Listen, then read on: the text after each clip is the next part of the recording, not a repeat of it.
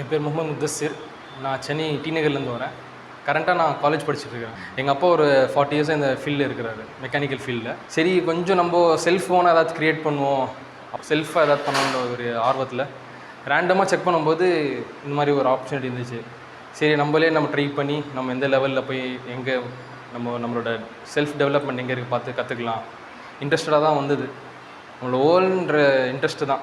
Idea இருக்குது, இன்ஷால்லா இந்த மாதிரி இதில் கொஞ்சம் ஒரு நெக்ஸ்ட் லெவலில் பண்ணலான்னு ஐடியா இருக்குது. எனக்கு தேவையானது கிடச்சிதிங்க. என்னோடய எக்ஸ்பெக்டேஷன் வந்து 2 நாள் எப்படி, ஏன்னா எங்கள் பேரண்ட்ஸே சொன்னாங்க 2 நாள் எப்படி, இது 1 மாதமாச்சு நீ போகணும். ஆஸ் எ டெக்னீஷியன் அவர் சொன்னார் 2 நாள் எனக்கு கற்றுப்ப, அதுவும் காசு செலவு பண்ணிட்டு போகிற, எப்படி வாய்ப்பு இருக்கும் உனக்குன்றார். ஆனால் இந்த 2 நாளில் வந்து ஈவினா என்ன, இதோட வேலைகள் என்னென்னு புரிஞ்சுக்கிட்டேன் ஃபஸ்ட்டு நாள். அப்புறம் ஹேண்ட்ஸ் ஆன் ப்ராக்டிக்கல், நம்மளே இது கழட்டி மாட்டுறது எப்படி. இப்போது அவரே இல்லைனா கூட நான் ஓனாக என்ன செய்வேன், தனியாக ஒரு வண்டி பிரிப்பேன், தனியாக ஒரு ஃபால்ட் என்ன அட்டன் பண்ணுவேன். முடிஞ்ச அளவுக்கு என்னோடய பெஸ்ட்டை நான் கொடுத்து கஸ்டமர் சாட்டிஸ்ஃபேக்ஷன் தான். எங்கள் அப்பா பொறுத்த வரைக்கும் அது கான்செப்ட் இருக்குது. எந்த கஸ்டமர் இருந்தாலும் சாட்டிஸ்ஃபேக்ஷனோட போகணும். அவங்க வந்து ஏதோ காசு வாங்குறது விஷயம் இல்லை, கஸ்டமர் சாட்டிஸ்ஃபேக்ஷன் தான். நம்மளை கம்பெனிக்காரங்க பல கம்பெனிகள் இருக்குது, அவங்க சாட்டிஸ்ஃபேக்ஷன் கொடுக்குறதில்ல, சர்வீஸ் தான் கொடுக்குறாங்க. ஆஸ் அ சின்ன சின்ன மெக்கானிக்கனால சாட்டிஸ்ஃபேக்ஷன் கொடுக்குறதுனால தான் கஸ்டமர்ஸ் என்ன பண்ணுறாங்கன்னா எவ்வளோ தூரம் இருந்தாலும் தேடி வராங்க நம்மள்கிட்ட.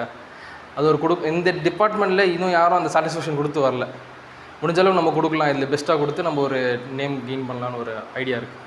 எல்லா இடத்துலையும் படிப்பு கிடச்சிருது. ஆனால் டெக்னிக்கலான ஸ்கில் வந்து ஒரு குறிப்பிட்ட இந்த மாதிரி ஸ்ட்ரக்சரில் இருக்கும்போது யாராலும் முடியாத விஷயம் கூட ஒரு குறுகிய நேரத்தில் கற்றுக்கலாம். ஒரு திறமை இருக்கும், படிப்பு இருக்காது. அவர் என்ன செய்வார், இந்த மாதிரி சூழ்நிலை இருக்கும்போது தன்னைத்தானே ஒரு டெக்னீஷியனாக மாறதுக்கு ஒரு வாய்ப்பு இருக்குது. ஒரு வாய்ப்பு உண்டான இடமா இருக்குது. Thank you MMA.